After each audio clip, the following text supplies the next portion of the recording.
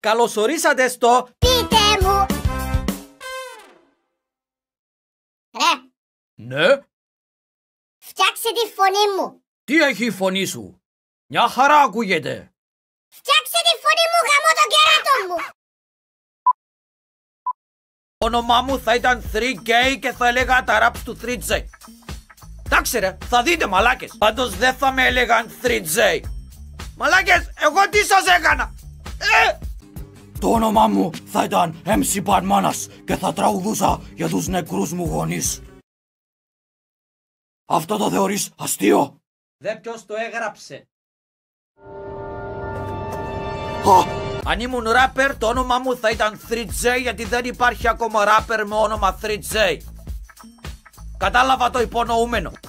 Γαμώτι θα με έλεγαν Μπο. Αυτό μόνο. Πείτε μου! Αυτό για τον Alexis Gaming. Ναι, επειδή εθάλασσες τη φωνή μου έτσι κι αλλιώς. Μα ποιος, εγώ? Γιατί είσαι τόσο μαλάκας. Λέει ο πιο μαλάκας στο ελληνικό YouTube. Fuck off. Τούτσε, έλα πίσω να πεις κάτι άλλο.